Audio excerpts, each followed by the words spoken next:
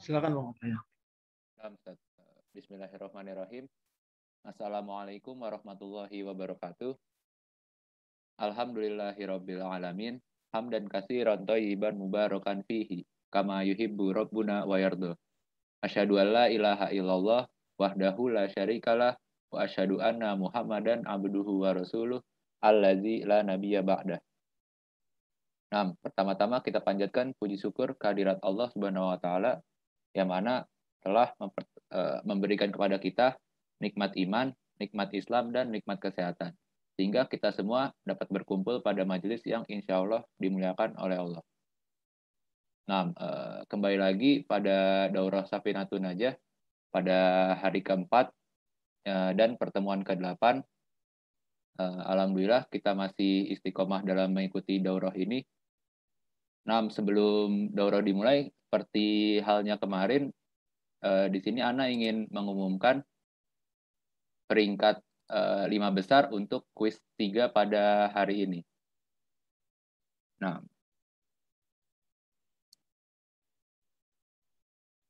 untuk peringkatnya adalah sebagai berikut. Untuk peringkat pertama, atas nama Yuli Martisari dengan nilai 10 dan waktu pengumpulan pukul 6:18. Untuk peringkat kedua ada atas nama Rovin Fitri dengan nilai 10 dan waktu pengumpulan jam 6:36. Lalu kemudian peringkat 3 ada Dewi Rahmi Azizah dengan nilai 10 dan waktu pengumpulan 6:44. Kemudian untuk peringkat keempat ada atas nama Abi Satrio dengan nilai 10 dan waktu pengumpulan jam 6:54. Dan peringkat kelima ada atas nama Andre Prabowo Suwandi dengan nilai 10 dan waktu pengumpulan jam 6:55 WIB. Nah, langsung diberikan ke Ustadz atau bagaimana? Coba di total deh. Jadi terbaiknya siapa? Belum ya, kita masih punya satu lagi ya? Iya, Ustadz. 6, Ustadz. Ya, siap. Begitu besok kita diakumulasi dan peserta terbaik. Tetap semangat. Masih bisa kejar-kejaran apa udah fix pemenangnya? Belum sempat Ana totalin sih, Ustadz, kalau ini ya. Oke. Setelah ini. Ya udah. Cip, kita mulai ya. Nah, mungkin sekian dari Ana. Kalau begitu Ana serahkan kepada Ustadz Fajri. Nah, kepada Ustadz Fajri, waktu dan tempat Ana persilahkan. Tafadhol, Ustadz. Cik kelihatan nggak? Nah, sudah terlihat, Ustadz. Bismillahirrahmanirrahim. Assalamualaikum warahmatullahi wabarakatuh. Alhamdulillah sallallahu alaihi wasallam. Teman-teman sekalian dirahmati Allah. Ini pertemuan terakhir kita dan tentu saya mengawali dengan meminta maaf ya seandainya ada cepat-cepat ngomongnya atau kurang jelas jelasinnya atau belum sempat jawab pertanyaannya. Insyaallah mudah-mudahan kalau pertanyaan di hari mendatang mulai dicicil. Dan terima kasih banyak atas masukan dan partisipasi aktif selama daurah ini. Semoga pertemuan terakhirnya juga seperti itu. Dan kita langsung masuk ke pembahasan ya. Pembahasan terakhir atau pertemuan terakhir diawali dengan pembahasan fi syuruti jam'i taqdim. Syarat jamak takdim. Jadi kita safar misalnya naik mobil, naik motor. Kemudian berangkat sebelum asar, nyampe kemungkinan habis maghrib, atau asar udah berakhir. Contoh kalau di Jakarta, misalnya jam 2 siang berangkat jalan, kemudian baru selesai jam 6.30, gitu ya. Berarti asar kena nggak? Artinya maksudnya asar tuh bisa ngerjain nggak di waktu? Nggak bisa kan? Berarti disitulah kemudian saat safar nih misalnya diberikan rukhsah keringanan untuk menjamak. Jamaknya jamak takdim. Jamaknya jamak takdim kalau kasusnya seperti tadi. Atau misalnya maghrib isya juga sama bisa. Misalnya dia safar, kemudian kelelahan, kalau nunggu isya kelamaan, contoh. Dan dia masih safar, masih kerja. Dia safar, maka dia misalnya boleh menjamak. Nah, menjamak tidak harus sedang OTW ya, yang penting dia dalam kondisi musafir saja. Itu boleh jamak dan tidak harus ada kondisi butuh. Sebagian orang mungkin memahaminya harus butuh. Enggak harus butuh. Jadi sekadar safar saja itu sudah menjadi penyebab dia boleh jamak dan boleh qasar. Safar itu sebab jamak dan qasar. Ya betul bahwa jamak tidak harus safar. Itu bedanya. Safar tidak merupakan satu-satunya sebab bolehnya jamak. Ada jamak lain. Saya sering contohkan zaman COVID, nakes, tenaga kesehatan. Sibuk-sibuk ngurus. Itu bagusnya jamak. Karena akan menyulitkan kalau berhenti. Dan Masya Allah. Ini Islam tuh begitu ya. Kata Imam Syafi'i kan. Idza daqal amru tasa' wa idza tasa'adaq. Kalau waktu atau kondisi susah, sempit, Islam melonggar. Kondisi kembali longgar, Islam kembali seperti semula. Gitu ya. Al-bada'atu bil ula. Tapi ada syaratnya, jamak takdim. Dan nanti ada jamak takhir, jadi bisa cerdas-cerdas ngatur waktu. Dan memang itulah Islam ngajari kita pintar-pintar ngatur waktu. Ada disiplin waktu, strict waktunya. Ada kondisi dipercepat, ada kondisi diakhirkan. Masya Allah. Itu ngajarin kita benar-benar waktu, disiplin waktu. Belum lagi sholat ngajarin kita fokus dalam sholat, fokus. Masya Allah, banyak lah pelajaran yang bisa dipetik muslim dari sholat dalam kehidupan dia sehari-hari. Maka salah kalau kita katakan sholat ini buat apa? Yang penting ingat Allah, yang penting zikir. Enggak. Anda belum mengingat Allah kalau Anda meninggalkan sholat. Anda justru lalai dari Allah. Ya, setan itu yang menipu Anda. Mengatakan yang penting eling, yang penting ingat sholat. Oke, jamak takdim ada 4 syarat. Yang pertama adalah dimulai sholat yang lebih dulu. Berarti harus al-bada'atu bil ula. Urut zuhur luar asar. Kemudian wa niyatul jam'i fiha. Niat jamak di sholat pertama tersebut. Jadi harus niat jamak dari awal. Jangan niat jamak udah selesai sholat pertama baru ya jamak nih. Enggak. Dalam mazhab Syafi'i enggak bisa. Wal mualatu bainahuma, terus hal muala harus habis sholat pertama selesai, srek, kemudian sholat kedua. Tidaknya enggak lama. Dan dijeda makan dulu. Enggak. Berdasarkan hadis Nabi ada dalil. Lam yusabbih bainahuma. Tapi enggak sholat sunnah antara kedua. Langsung mualah. Wadawamul udzur, kemudian udzurnya terus. Artinya misalnya dalam hal ini safar. Udzurnya misalnya safar. Ya berarti sholat pertama safar, sholat kedua juga masih safar. Kalau sholat pertama sedang safar, sholat kedua udah nggak safar. Itu gimana ceritanya? Kok bisa gitu sih? Gimana ceritanya? Kok bisa sholat pertama safar, sholat kedua udah nggak safar? Gimana ceritanya tuh?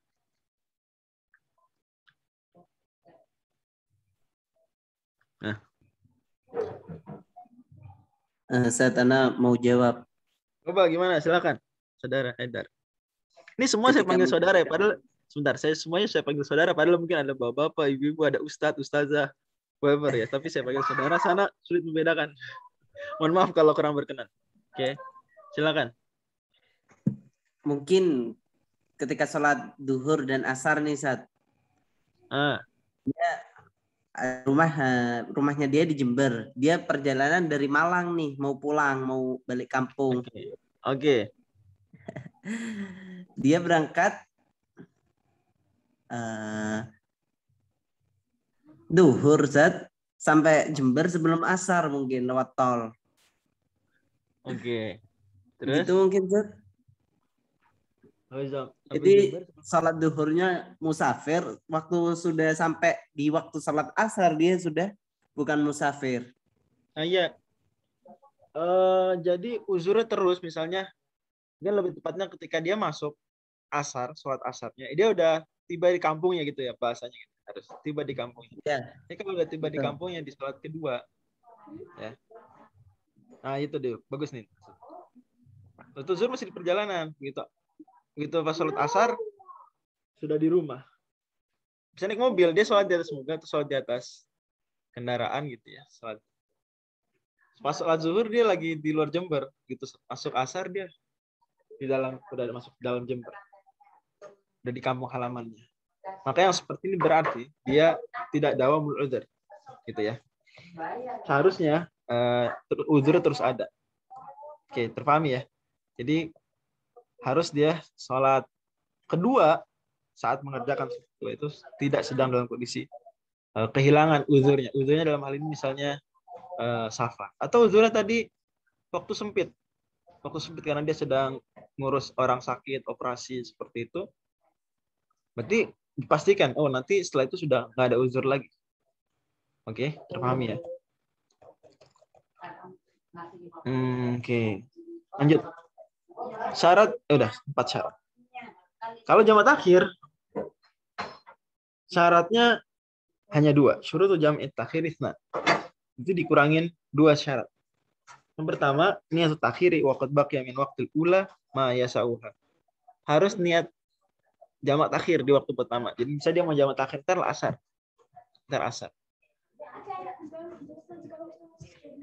Kemudian jangan sampai dia lupa untuk meniatkan jamak takhir.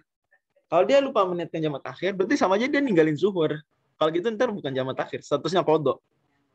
Tapi dia niat jamak takhir. Dan niat jamak takhirnya nggak boleh telat dari waktunya, yaitu paling telat banget itu adalah misalnya ngerjain 4 rakaat atau 2 rakaat itu berapa menit? Anggaplah 2 menit. Berarti 2 menit sebelum berakhir waktu zuhur, dia harus sudah meniatkan jamak takhir. Karena kalau enggak dia sama aja mengeluarkan sholat dari waktunya. Jelas ya. Jadi waqad baqiya min waqtil ulama yasauha, maksudnya lama jarak antara dia meniatkan dengan akhir waktu sholat pertama itu cukup untuk ngerjain sholat pertama. Dia ngerjain 2 rakaat sholat zuhur itu paling-paling dia bisa dalam waktu 2 menit. Berarti kalau asar jam 3, pukul 14.58, 2 menit sebelum asar selesai, itu paling telat dia niat jamak takhir. Kalau dia baru niat 1 menit sebelum berakhir waktu zuhur, berarti dia sama aja menunda sholat sampai keluar waktu. Gitu ya. Oke, jadi harus dari awal. Kemudian yang kedua, dawamul udzur li tamam misalnya.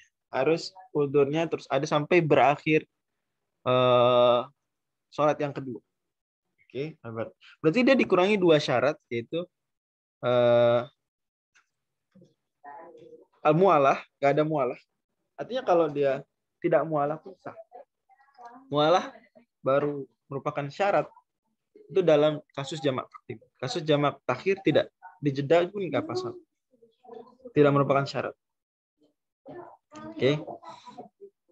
Kemudian niat jamak, ya niat jamak.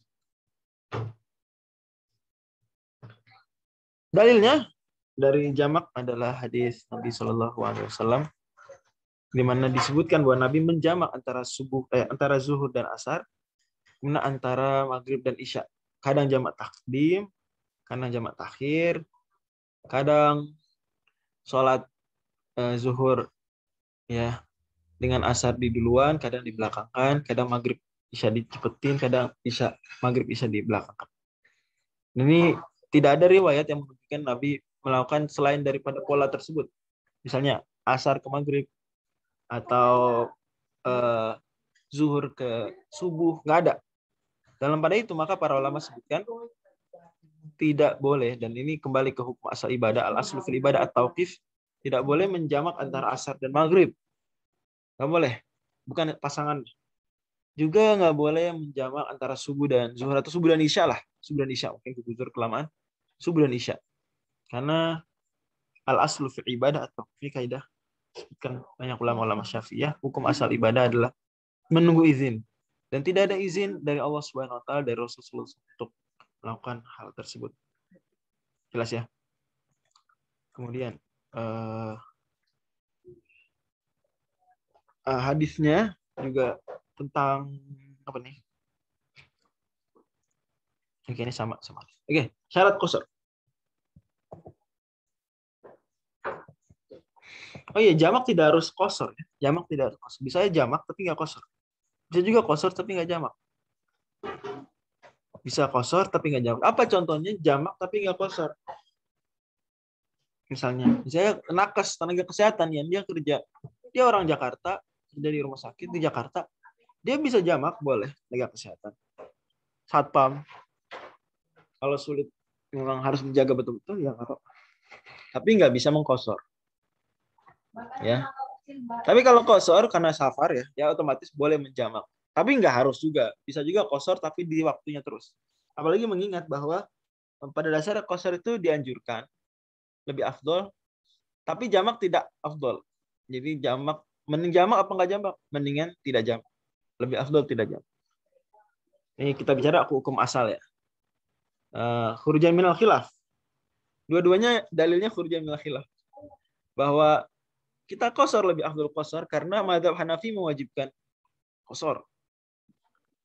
Kita jamak, kita hindari jamak sebisa mungkin karena mazhab Hanafi dia ketat sekali dalam jamak. Nggak ada sebetulnya jamak takdim takhir itu menurut mereka. Nggak ada. Jamaknya jamak suri. Nah, khurujan minal khilaf, maka kita dalam kasus kosor lebih afdal kita apa?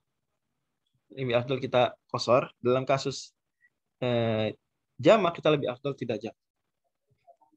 Bisa dipahami ya?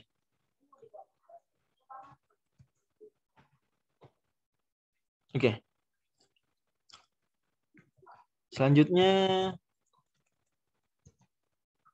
syarat kosor. Kita lihat. Syurutul kosri sabah. An yakuna safar marhalatain. Jarak safarnya 2 marhalah. Kita 80. Tapi 80 koma sih. Jadi mendingan 81 ya. 81. Kita saya edit.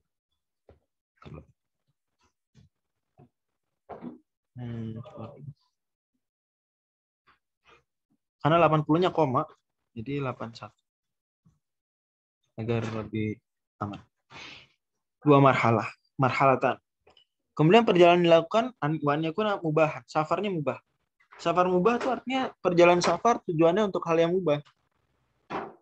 Dan bedakan antara safar maksiat dengan safar fihi maksiyah. Antara safar maksiat dengan safar fihi maksiyah. Bedanya? Safar maksiat ya memang niatnya untuk membunuh, untuk berzina. Itu safar maksiat. Ya. Tapi kalau safar fihi maksiat dia niat safar yang mubah. Niat safar untuk kerja, niat safar untuk mungkin apa gitu ya. Kuliah. Fihi maksiat. Di dalam safar ada dosa. Bukan itu pembahasan. Ya, jadi safar mubah. Nanti ada dalilnya. Cek ya, kenapa? Bolehkah saya izin tanya? Boleh. Misalkan ini Ustadz, kan hukum asalnya kalau kita hanya untuk jalan-jalan ke negeri kafir, itu kan sebenarnya harusnya kan nggak boleh Ustadz kalau nggak ada keperluan tertentu, kalau nggak ada keperluan yang jelas, tapi untuk jalan-jalan saja. Nah, apakah perjalanan misalnya jalan-jalan sebutlah misalnya ke Jepang, terus kita lihat jalan-jalan aja itu apakah termasuk boleh dijamak kosor Ustaz atau nggak masuk ke syarat yang nomor 2? Sebetulnya memutlakkan safar ke negeri non-muslim itu adalah sesuatu yang haram. Ini sebetulnya bisa jadi nggak berlaku di zaman sekarang. Bisa jadi. Karena kenyataannya di negara-negara non-muslim sangat banyak orang Islam. Gitu ya. Kemudian sekarang negara udah nation state. Dulu negara-negara itu negara agama. Kalau kita ke Romawi dulu, itu Romawi negara. Nah, mau melandasinya sebagai agama. Ya, tapi kalau sekarang enggak, ke negara-negara seperti itu dia membebaskan. Muslim bebas, apa bebas. Jadi barangkali hukumnya bisa jadi berbeda. Bisa jadi berbeda. Tapi saya untuk memberikan fatwa dalam hal ini berkeberatan. Tapi sekali lagi saya mau bilang bahwa negara-negara non-muslim hari ini, karena nation state sistemnya di hampir semua negara dunia, sejak abad ke-18 Masehi, ya, itu banyak hukum berubah terkait dengan itu. Banyak hukum berubah. Ya, karena sistem nation state tersebut, sehingga tidak ada lagi operation terhadap orang-orang Islam. Ya, dia benar-benar bisa menjalankan ibadah udah persis kayak di negara sendiri. Dalam banyak kasus, hampir semua kasus. Jadi wallahualam saya berkeberatan untuk berikan fatwa dalam hal ini. Apakah hukum asalnya ke negara kafir tersebut haram atau enggak? Tapi dan kita juga bisa lihat ya bahwa orang yang ke negara-negara kafir tersebut kalau untuk belajar udah selesai perkara, belajar memberi manfaat lebih besar, berarti mubah hukumnya. Malah bisa jadi lebih afdol. Keanjuran bisa jadi untuk memberikan manfaat ketika pulang. Apa tadi lagi? Kalau jalan-jalan aja untuk pelesiran, nah ini masalahnya di sini. Sebenarnya masalah di sini. Ya, karena tidak ada hajah ke negara non-muslim, di mana negara non-muslim apalagi Jepang ya. yang bukan ahli kitab, makanan halal makin susah. Ya, makin susah.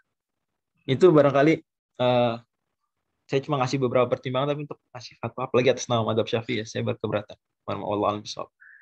Nah, sal begini. Gitu ya. Oke. Wa an yakuna mubah. Terima kasih, mohon maaf. Wal ilmu bijawaz qasar, harus tahu ya bahwa qasar itu boleh. Kalau dia ragu, maka nggak boleh qasar. Dia ragu nih, udah boleh qasar atau belum ya? Ya udah nggak boleh qasar. Karena hukum asalnya itmam, masalah menyempurnakan sholat, bukan qasar. Ketika dia ragu, maka nggak qasar. Dia ini 81 apa 80 apa 79 apa gitu ya. Kilometer. Ya udah jangan qasar. Wah, ini tuh qasr indal ihram ya. Qasr harus dari awal, harus dari takbiratul ihram. Qasron gitu ya. Wan takuna sholatur ruba'iyatan, salatnya harus 4. Yang 4 rakaatan ya, bukan salat maghrib, bukan salat subuh. Wa dawam musafir ila tamamiyah. Perjalanan tersebut ya sampai selesai salat. Lagi-lagi ya. Ketika di atas kendaraan, salat gitu set, atau kendaraannya kereta ya, dan kereta. Kalau kereta itu seperti Safina. Kereta itu seperti Safina kiasnya hari ini. Bukan seperti unta. Dia seperti Safina, seperti perahu. Ini boleh sholat di atas kereta. Walaupun tentu lebih selamat dan lebih menenangkan sholat sampai di stasiun atau di rumah saja. Bisa disiasati dengan jamak takdim dan takhir. Tapi intinya andai di sholat di atas kereta, tiba-tiba dia lagi tengah sholat udah nyampe kampungnya, ya berarti selesai dong. Berarti nggak terus-terusan safar sampai selesai sholat. Ngerti ya? Kebayang nggak? Dia lagi sholat, tiba-tiba udah nyampe kampung tadi Jember. Saya sampai Jember, ya dari stasiun Jember. Ada stasiun kereta nggak sih? Itu sampai stasiun Jember. Ada. Berarti dia nggak ada musafir ila tamami. Karena lagi sholat di atas kereta, dia kosor, udah nyampe Jember, masih di tengah sholat. Berarti dia harus sempurnakan. Karena udah nggak kosor, udah nggak safar lagi. Orang kalau OTW pulang itu masih safar ya, sampai masuk ke batas kota. Misalnya orang Depok ya, orang Depok itu kalau naik pesawat sampai ke Soekarno-Hatta itu masih dianggap safar. Sampai dia masuk ke batas kota Depok, ke dekat UI kayak gitu, atau ke daerah Cinere, sampai batas kotanya. Oke. Wa alla yaqtadiya bimutim min fijusin min salati, dan nggak boleh mengikuti orang yang sholatnya sempurna, sholatnya tidak kosor dalam sebagian sholat. Misal dia masbuk, datang, ini imam orang setempat, dia datang masbuk, cuma dapat dari masbuk imamnya ini cuma dapat, anggap ya, tahiyat akhir. Dia boleh kosor nggak? Ini imam sholatnya 4 rakaat. Dia datang, imamnya udah tahiyat akhir. Dia masuk gabung jamaah tahiyat akhir. Boleh kosor nggak dia ini, si musafir ini? Nggak boleh, Ustaz. Nggak boleh. Kenapa nggak boleh? Karena Dia masuk ke yang imamnya tidak kosor. karena dia sempat salah satu bagian, meskipun cuma tahiyat akhir, itu bermakmum kepada orang yang sholatnya sempurna tidak kosor. Jadi mendingan kayak kalau dia mau kosor ya, mendingan gak usah jamaah. Atau jamaahnya sama sesama yang orang kosor. Atau dia imam. Jadi kalau imamnya kosor, makmumnya sempurna, boleh nggak? Atau aman nggak? Bisa ya? Bisa. Gitu. Jadi kalau imamnya kosor, dia 2 rakaat. Makmumnya sempurna aja. Nanti nerusin sendiri. Gitu. Nanti nerusin sendiri. Jadi 2 rakaat terus 4. Boleh. Tapi kalau dibalik, imamnya 4, dia 2, nggak bisa. Dia harus 4 juga. Ntar ada dalilnya. Oke.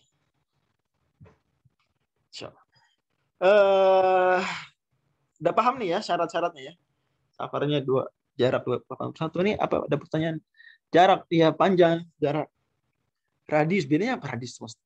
Oh ya, maksudnya rutenya bisa aja kelop-kelop ya. Gitu ya. Allah bisa Pak, gimana Mas? Saya nggak tahu gimana pada aslinya. Apakah kalau kelop-kelop, tapi sampai ulama gini lagi, kalau dia ada 2 jalan, yang satu pendek, satu panjang, dia tempuh jalan yang panjang, itu dia dapat terus di minhaj gitu. Ya, di minhaj gitu. Jadi rute, tetap ada rute. Dan nggak selalu radius itu bisa ditempuh ya. Bisa jadi dia itu jalan gunung, nggak bisa dilewatin. Bisa jadi kan sungai, masa mau dipaksa lewat sungai. Jadi nggak mau dia belok kayak gitu. Wallahu a'lam. Kalau memang maksudnya seperti itu pertanyaannya. Kalau maksudnya seperti itu. Ustaz, saya izin tanya Ustaz. Ya, gimana? Kan ada jarak minimal sekitar 81 km ya Ustaz untuk bisa dikotor. Nah, biasanya kalau misalnya kita pakai Google Maps kan ada jarak misalkan ibaratnya dari kota Depok ke kota tertentu jaraknya 85 kilo. Saya di atas 81 lebih sedikit. Tapi itu sebenarnya jaraknya karena mungkin jalan tolnya nggak lurus. Jadi kalau ditarik garis lurus sebenarnya di bawah 81, tapi mungkin karena jalannya belok-belok di atas 81 itu masuk ke yang boleh dikosor nggak Ustadz? Apa? Nih saya bacain ibarat tadi. Jadi di Minhaj Imam Nawawi bilang, walau kana li maqsidihi tariqani tawilun wa qasir. Kalau dia menuju perjalanannya, menuju tujuannya, ada dua jalan. Jalan yang lebih dari 81 kilo dan jalan yang di bawah 81 kilo. Anggap satu jalan 81 kilo, satu lagi 60 kilo. Fasalakat tawila li gharadin kasuhulatin au amin.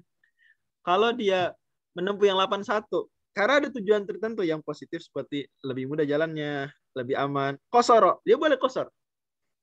Wa illa fala fil ardh. Kalau nggak ada tujuan tertentu maka nggak bisa qasar. Jadi dalam kasus tadi, ya betul dia mungkin dari Google Map ngukur jaraknya karena lewat tol, karena belok-belok gitu ya. Ternyata total 81. Padahal kalau tarik garis lurus ke 81. Itu sama berlaku kaidah ini. Gitu ya. Okay. Apalagi Google Map berarti kan ligorodin kasuhulatin aw amnin gitu kan. Karena Google Map nyari yang jalan bisa dilewatin, nyari yang nggak macet seperti itu. Termasuk menghindari macet termasuk gorot. Ligorodin kasuhulatin, suhulah. Oke, jelas ya. Jadi jangan jelas ya, nggak sampai harus tarik garis lurus, nggak. Jadi udah Google Map itu udah bantu banget, masya Allah itu luar biasa, banyak berkah.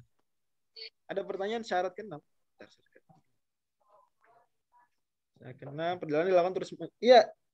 Jadi tadi saya contohkan.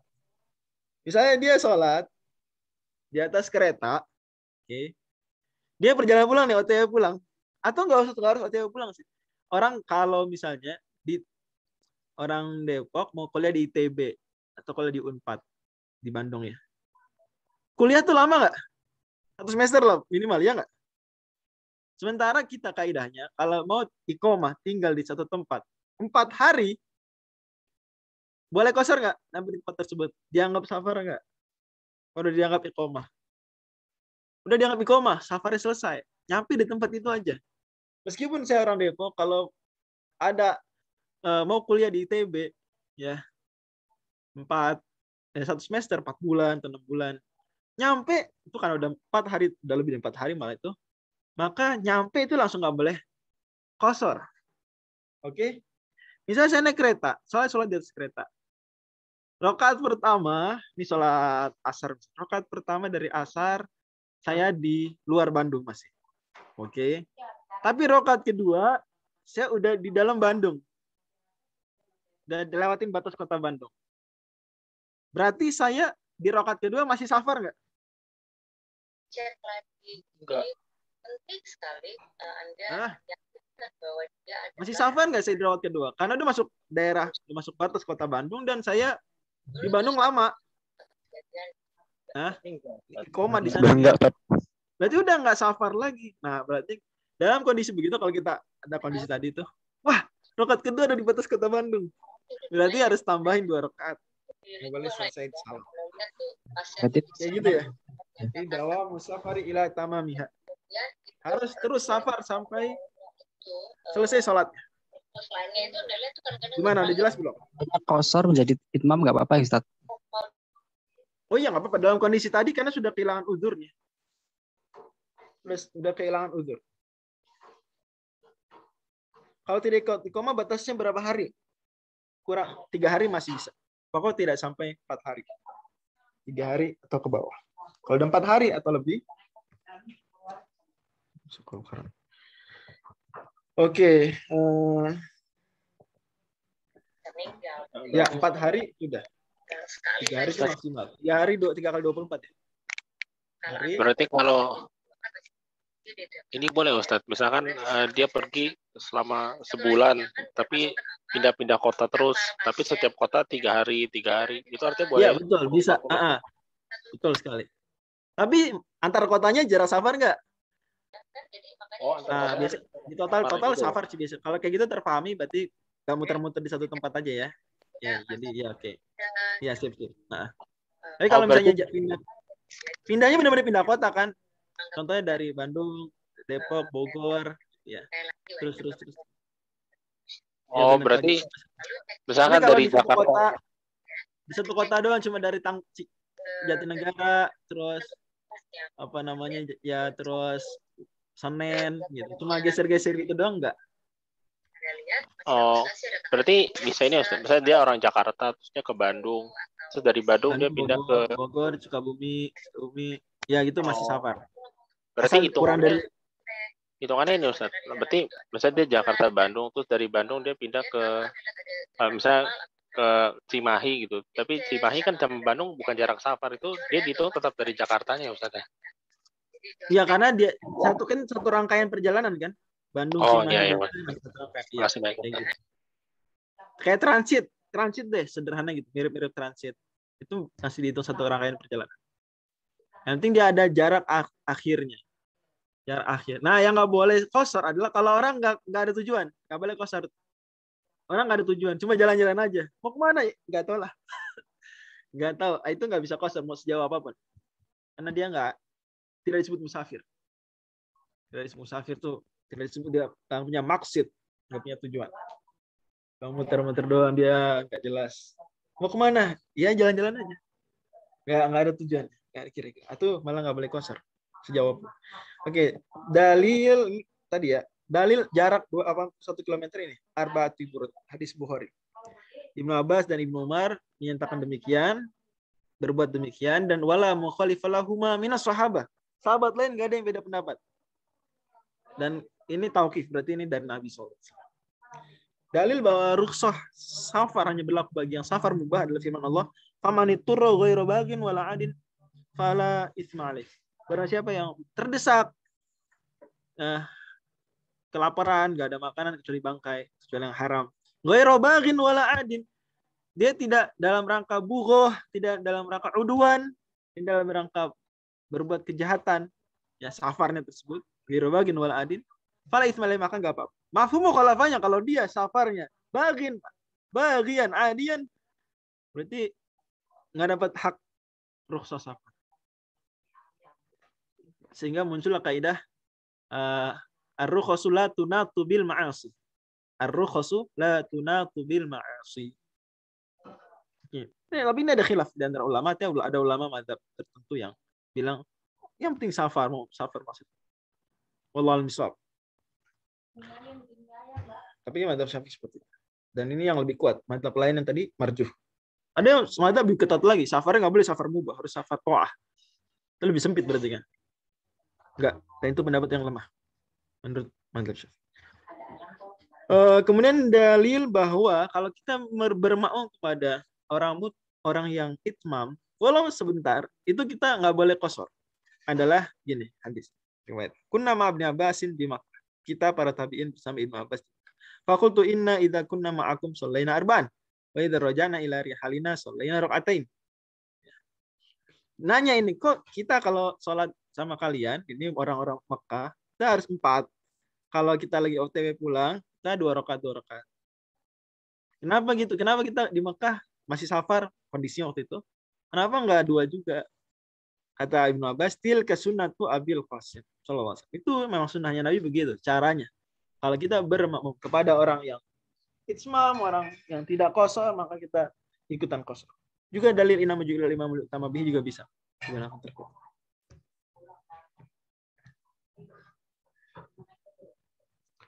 Dalil bahwa tidak boleh mengqashar selain sholat rubaiyah, sholat yang 4 rakaat, zuhur, asar, isya, adalah hadis riwayat Imam Ahmad ini. Ma'a kulli ra'atin illal maghriba fa inna witrun nahar. Kecuali maghrib enggak boleh dikosor. Wa sholatul fajri, kecuali sholat subuh enggak boleh dikosor. Oke. Kemudian sholat Jumat selesai ya, jamak takdim, jamak akhir dan qasam, mudah-mudahan bisa dipahami. Kalau ada kasus boleh disampaikan. Syurutul Jumu'ah sittah. Sekarang sholat Jumat.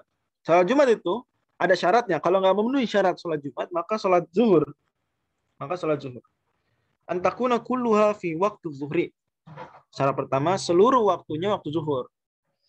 Artinya kalau mau sholat Jumat tapi udah mepet mau asar. Misalnya, baru mulai sholat Jumat, misalnya asar jam 3, pukul 15.00 waktu Indonesia Barat. Dia baru mulai sholat, jam berapa ya? 14.58. Gak kekejar. Nggak bisa tuh. Karena kalau dia sholat nanti sebagiannya di waktu zuhur, sebagiannya di waktu asar. Nggak bisa. Maka harus dia, kalau kondisi seperti itu, dia sholat zuhur. Nggak bisa sholat Jumat. Yang kedua, wa antuqama fi khittatil baladi. Masih di satu wilayah kota.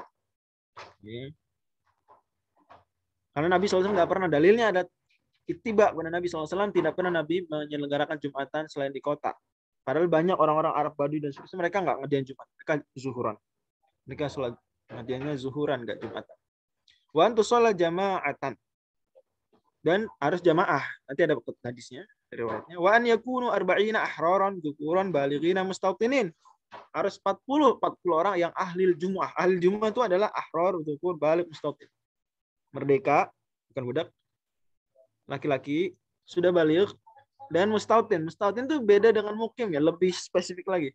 Bisa aja kita mukim tapi bukan mustautin. Mukim tapi bukan mustautin. Mustautin berarti memang orang situ. Orang asli daerah.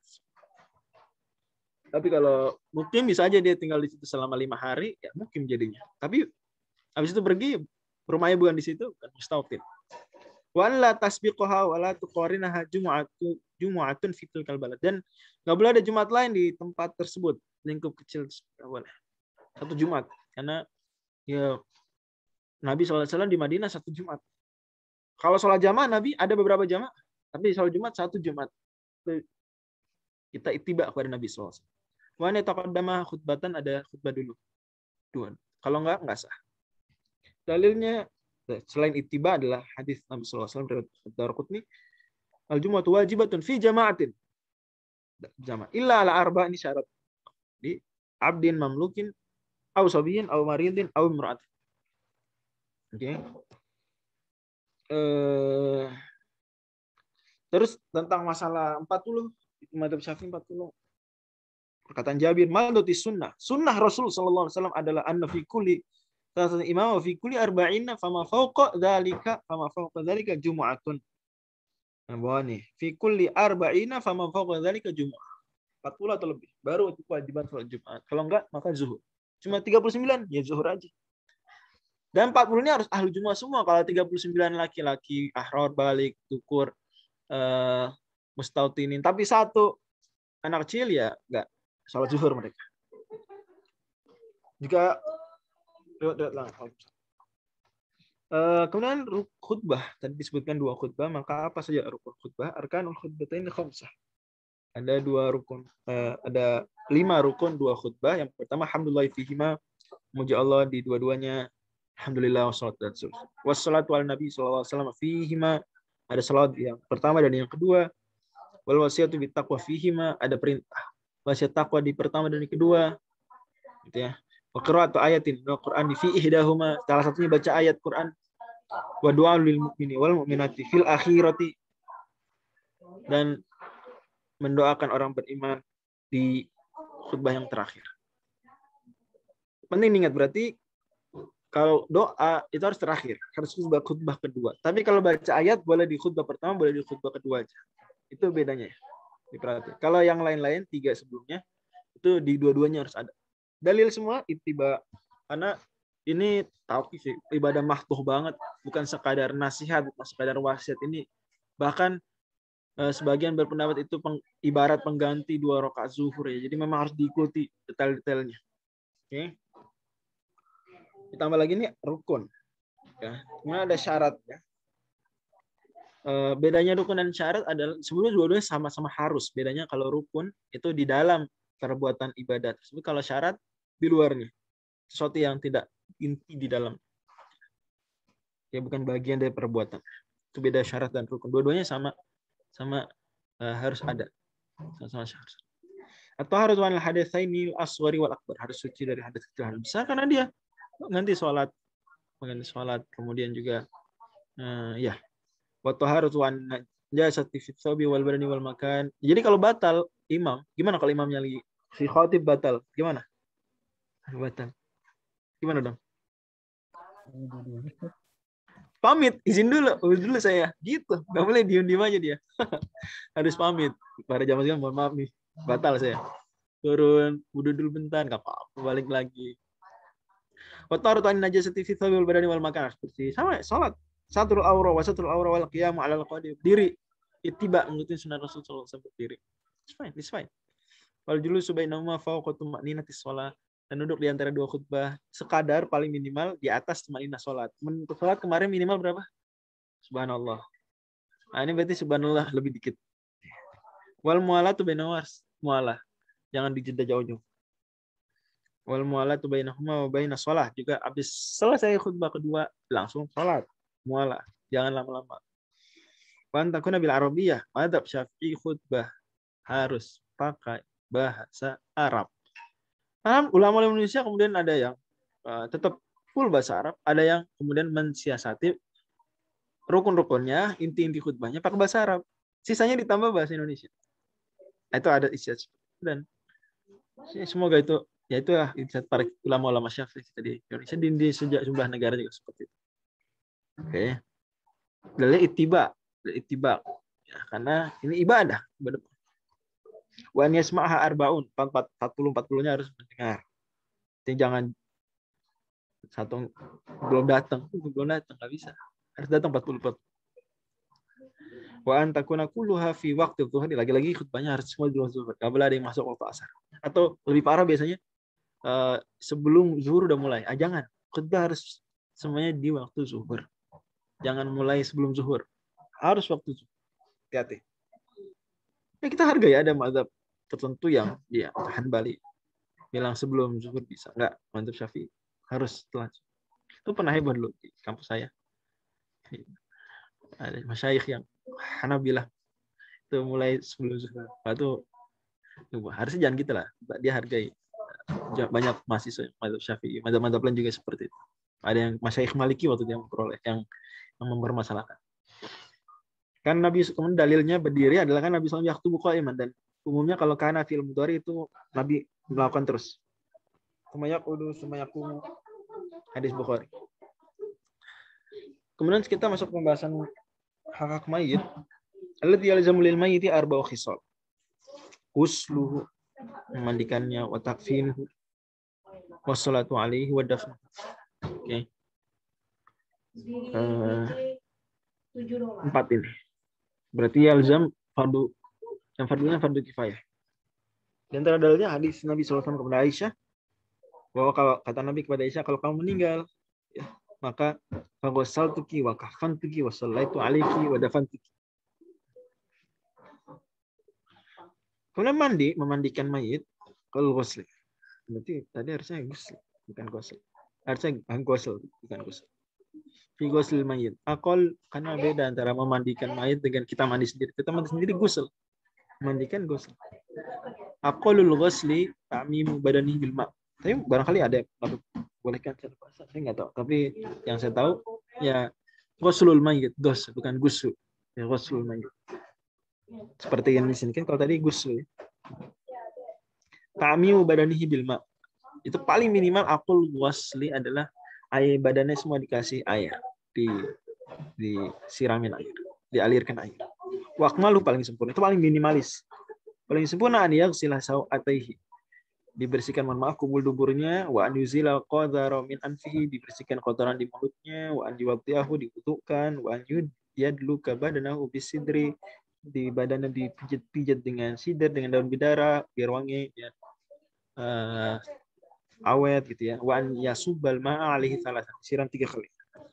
dalilnya bahwa minimalnya adalah cuma dimandikan saja adalah hadis Bukhari, igsiluhu, mandikan. Itu sekali cukup. Adapun tadi 3 kali dan dengan air dan sidr adalah hadis lain. Nabi SAW nyuruh igsilna salasa. Nabi suruh 3 kali. Di hadis tadi sekali. Nabi mutlak bebas. Berarti minimal sekali. Di sini Nabi yang afdal 3 kali. Boleh lebih, ganjil kalau mau lebih. Kemudian bimain wasidrain dengan air. Adapun kafan maka paling minimal saubun ya'um, tutup baju. Bahkan kisah Mus'ab bin Umair perang Uhud itu nggak ada baju lagi, Masya Allah. Ya akhirnya ditambahin pakai dedaunan ilkhir. Wa akmalu lirrajuli thalathu lafaif, kalau laki-laki 3. Wal perempuan lil mar'ati qamisun wa khimarun wa izan wa lifafatan, berdasarkan hadis tadi, hadis barusan. Perempuan dan juga Nabi SAW, hadis Nabi SAW, kufina fi thalathati aswabin bidin sahuliyatin yamaniyat. Nabi SAW bukan ini saya kopas. Ada bukan yang ini. Hadis Nabi SAW dimakamkan dan dikafani dengan 3 helai pakaian. Itu paling sempurna laki-laki. Kalau perempuan 5, berdasarkan hadis yang sebelum itu. Adapun sholat jenazah, jadi tadi udah dimandikan, dikafani, sekarang disalat. Rukunnya ada 7. Arkanu sholatil janazati sab'atun. Al-awwal niyah, tsani arba'u takbirat, ats-tsalits qiyamu 'alal qadir, ar-rabi' qira'atul Fatihah, al-khamis sholatu 'ala nabi sallallahu alaihi wasallam ba'da tsaniyah, sadis du'a lil mayyit itu ba'da tsalitsati, as-sabi'u as-salam. Dalil bahwa takbiran 4 kali adalah hadis Bukhari, Nabi SAW, wa kabbar arba'an, ketika mensolati jenazah, ketika sholat jenazah Nabi SAW, kabbar arba'an. Dan dalil bahwasanya urutannya adalah seperti tadi, rakaat atau takbir pertama Al-Fatihah, takbir kedua adalah sholawat, takbir ketiga dan keempat doa adalah hadis riwayat Al-Baihaqi. Karena sunnah katanya, sunnah Rasul SAW fi salati al-jinazati an yukabbir al-imamu thumma yaqra'a bi Fatihatil kitab ba'da takbiratul ula sirran fi masjid. Yusalli an-nabi sallallahu alaihi wasallam wa yukhlisu du'a lil janazati fi takbirati. Di takbir sisanya. Di takbir pertama Fatihah, takbir kedua yusalli ala nabi. Sisanya yukhlisu du'a lil janazati. Ya, berdoa. Wala yaqra fi syai'in minhunna, tidak baca surat lagi. Tsumma yusallima sirran fi nafsi, kemudian salam. Hadis Al-Baihaqi. Adapun tentang memakamkan mayit, maka aqallu dafni hufratun taktumu raihatahu wa tahrusuhu minas sibai. Paling minimal selalu minimal sempurnanya. Minimal adalah lubang yang bisa menjaga dia agar aromanya tidak keluar dan tidak dikorek-korek oleh jenazah, oleh hewan buas. Ini bisa jadi hewan buas mau makan bangkai, korek-korek tanah, kalau masih maka agak dalam. Akmalhu qamatun wa bastah wa yudawu khadduhu 'ala turabi wa yajibu tawjihu bil qiblah. Adapun yang sempurna maka qamah wa bastah, seukuran dia melebarkan tangan dia dan seukuran tinggi badan dia. Tinggi badan dan melebarkan tangan. Qamatun wa bastah. Ya. Kemudian wa yudawu khadduhu 'ala turab, pipinya diletakkan di tanah berarti miring ya. Dan dihadapkan ke kiblat, badannya dihadapkan ke kiblat. Tawallu wujuhakum syatrah. Di antara dalil juga dalilnya lain adalah hadis diriwayatkan Imam Al-Baihaqi ya, bahwa ada seorang sahabat Nabi SAW dihadapkan ke kiblat, kemudian Nabi katakan ashabal fitrah. Ashabal fitrah. Sesuai dengan fitrah. Ini di antara dalil tadi ihfiruhu wa ausi'u, luaskan. Oke. Nah, dalam kasus tertentu boleh sebenarnya nggak boleh bongkar-bongkar mayat, tapi dalam kasus tertentu bisa. Ya. Yaitu kata penulis yunbashu al-mayitu li arba'i khisal. Karena 4 alasan. Lil ghusli idza lam yataghayyar, untuk mandi ya. Dimandikan kalau dia belum berubah bentuk. Jadi belum dimandiin nih. Kan mandikan wajib. Di sini dimenangkan. Kewajiban memandikan dimenangkan daripada larangan membongkar mayit. Walitauji ilal kiblat, untuk dihadap kiblat. Lagi-lagi dimenangkan ini. Ya. Walil mali idza dufina ma'ah, ada harta di situ. Ya. Dan itu tabdzir. Maslahat ini dimenang. Walil mar'ati idza dufina janinuha ma'aha wa amkanat hayat. Ini juga sama. Dalilnya juga karena pertimbangan maslahat, ya jelas lebih besar gini dibongkar. Janin bisa diselamatkan, mati masa dibiarkan mati padahal janinnya bisa hidup. Dan sebagai penutup pembahasan bersuci yang banyak tadi dan kemarin, maka penulis membawakan pembahasan berikut. Al-isti'anah itu arba'u hisab. Minta tolong saat bersuci ada 4 kriteria, 4 kasus. Yang pertama mubahatun wa khilaful aula wa makruhatun wa wajib. Ada hukumnya mubah, ada khilaful aula, ada yang makruh, ada yang wajib. Khilaful aula ini salah satu hukum taklifi dalam mazhab Syafi'i. Jadi kalau mau lebih rinci lagi di mazhab Syafi'i itu antara mubah dan makruh ada khilaful aula. Ada khilaful aula. Khilaful aula suatu yang dia makruh tapi dalilnya tidak khusus. Makruh tapi dalilnya tidak khusus. Tidak spesifik. Kalau gitu maka khilaf. Dia di atas makruh. Di atas makruh tanzih. Jadi ada mubah, ada khilaful aula, ada makruh tanzih, ada makruh tahrim. Ada haram. Itu tingkatan. Kalau ke bawah. Mubah ya mubah ya. Sama antara larangan ya dia nggak terlarang, nggak juga diperintahkan. Terus turun dikit khilaful aula, dia makruh tapi dalilnya tidak khusus. Kemudian di bawahnya lagi ada makruh tanzih. Dia makruh itu artinya dia dilarang tapi larangan tidak sampai dosa. Ya, tidak sampai dosa. Larangan tidak tegas. Dikerjakan tidak berdosa, tidak dikerjakan berpahala. Itu makruh dari khilaful aula. Tapi kalau makruh dalilnya khusus. Khilaful aula dalilnya tidak khusus. Dan kebanyakan perbuatan kita rata-rata hari ini khilaful aula. Main HP mulu itu khilaful aula. Kita nggak bisa bilang makruh. Nggak ada dalil khusus. Jadi kalau benar-benar sampai melalaikan sholat atau lain-lainnya bikin sholat telat atau jenisnya bikin kesehatan sakit bisa jadi makruh atau malah bisa jadi haram. Kemudian di bawah makruh tanzih. Makruh aja itu makruh tanzih. Tapi di bawah makruh tanzih ada lagi makruh tahrim. Itu sebenarnya haram. Makruh tahrim itu haram. Hanya saja ulama kadang berhati-hati tapi maksudnya haram. Makruh tahrim yaitu dia yang dikerjakan berdosa ditinggalkan berpahala tapi dalilnya tidak qat'i, dalilnya dhanni. Dalilnya enggak begitu meyakinkan. Maka makruh tahrim. Kemudian baru haram aja. Haram itu yang dikerjakan berdosa ditinggalkan berpahala dan dalilnya qat'i, tegas, dalilnya tidak. Oke. Kalau mubahat ya taqribul ma'. Yang boleh apa? Minta tolong deketin air. Tolong dong, Mas. Tolong dong, Mbak. Tolong. Terus jenisnya. Ke adik atau ke kakak. Siapa? Dekatkan air. Wa khilaful aula. Seperti sobbul mai ala nahwil mutawaddi. Minta tolong tuangkan dong. Itu khilaful aula. Wal makruhah, yang makruh ya liman yaghsilu a'dhah. Tolong basuhin dong. Waduh, makruh. Wudu minta tolong basuhin. Wal wajibah ya lil maridi indal ajaz. Wajib kapan? Kalau sakit. Aduh, enggak bisa, itu wajib justru. Wajib minta tolong agar diwudukan. Terakhir banget adalah membahas tentang zakat. Tapi beliau penulis hanya membahas harta-harta yang wajib zakat tanpa merinci berapa masing-masingnya. Jadi saya juga tidak mau menyebutkan rinciannya. Atau kita boleh singgung dikit. Al-amwal allati talzamu fiha zakatu sittatu anwa. Ada 6 harta zakawiyah. Harta zakawiyah. Pertama an-na'am, binatang ternak. Ya. Kambing, kemudian unta. Kambing di sini bisa yang kambing kacang, kambing Jawa, ma'az, atau bisa juga do'an. Dalam zakat kedua-duanya sama. Dalam kurban menurut mazhab Syafi'i dua-duanya beda, tapi kalau dalam zakat. Kemudian kita punya bakor, sapi, kemudian kita punya ibil, unta. 4 ini. Memang gitu kan? Di Al-Qur'an juga sama niyat azwaj minad dha'n itsnain wal ma'az itsnain wa minal ibil itsnain wa minal baqar itsnain. Di surat Al-An'am. Ya, surat Al-An'am. Jadi memang nih 4 hewan ternak. Masing-masing ada rincian-rinciannya.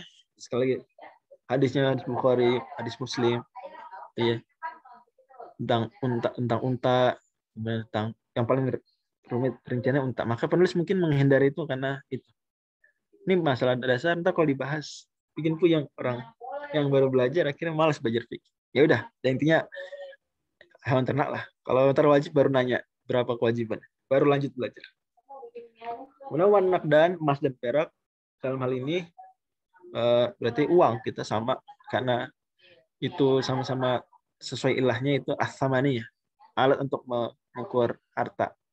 As-samaniyah untuk mengukur nilai dan harga dari sebuah barang. Nilai tukar untuk alat tukar menukar. As-samaniyah. Maka rupiah, rial, dolar Amerika berlaku. Wal mu'asyarat, kemudian biji-bijian makanan pokok. Berarti ada zakat beras, ada zakat beras. Tidak hanya zakat fitrah. Kalau dia zakat banyak bertani ya, petani beras ya ada. Khamsat ausuk, 5 wasak. Zakatnya nanti tergantung. Dia sawahnya tak ada hujan atau kalau tak ada hujan maka 10%, kalau enggak maka 5%. Wa amal tijarah, kemudian harta perdagangan. Nah ini sama penulis karena mungkin orang Yaman ya. Orang Yaman, orang Batavia, orang Jakarta itu banyak pedagang, maka beliau sebutkan wajib wa rubu'u usyri qimati urudit tijarah.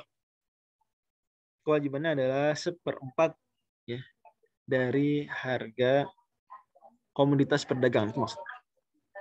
Bukan dari hasil perdagangan. Sudah saya edit.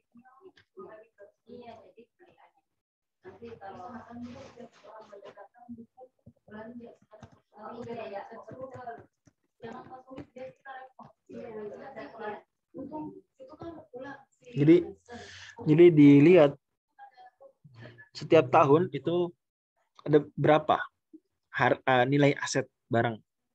Kalau di atas nisabnya 85 gram emas sama seperti nisab zakat harta.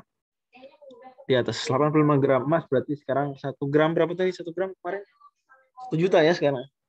Di Indonesia 1 juta. Berarti 85 juta. Kalau dia asetnya 85 juta, maka ya itu dia ditunaikan. Kalau habis gimana? Dia jualan asetnya baru mulai 85 juta, cuma langsung habis nggak sampai setahun. Ya udah nggak kena zakat. Jadi ini seperti memotivasi orang ya untuk cepet-cepet berjualan sampai habis, Kayak motivasi begitu. Nah kalau kita misalnya jual rumah harganya bisa berat. Pasti di atas nisab lah rumah rata-rata di daerah Jabodetabek. Misalnya 100 juta. Berarti kan di atas nisab. Kita jual pada tanggal 1 Muharram, kita pasang di Bukalapak, kita tempelin, dijual di depan papan. 1 Muharram, 1443 Hijriah. Laku ternyata bulan Ramadan 1443, 9 bulan setelahnya. Kena zakat perdagangan.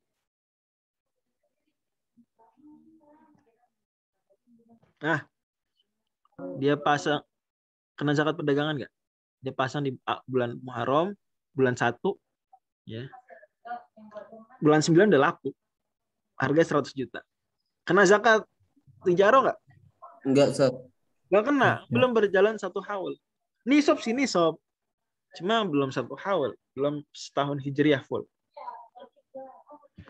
Kalau dia setahun nggak laku.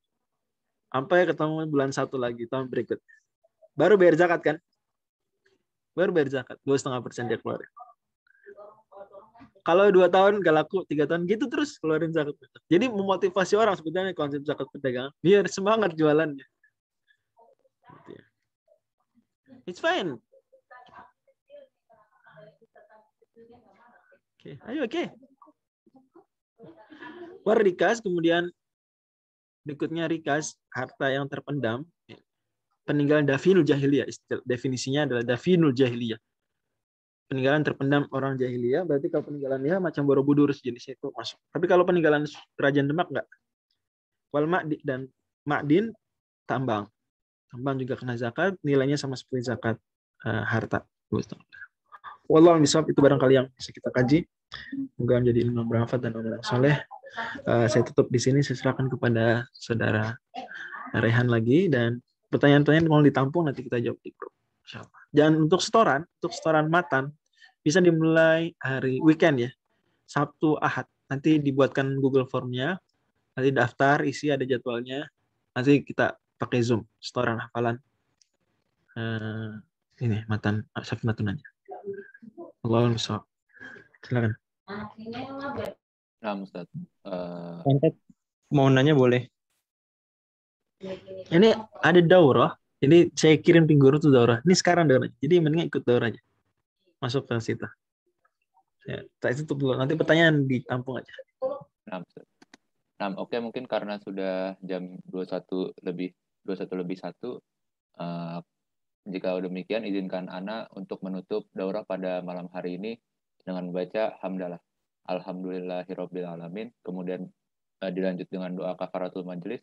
Subhanakallahumma wa bihamdika asyhadu alla ilaha illa anta astaghfiruka wa atubu ilaik. Nah, jazakallahu khairan kepada Ustadz Fajri atas penyampaian daurahnya.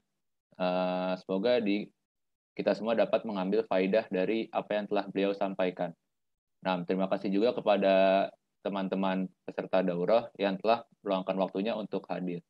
Semoga kita semua senantiasa dalam lindungan Allah Subhanahu wa taala. Ana tutup. Terima kasih atas perhatiannya. Assalamualaikum warahmatullahi wabarakatuh.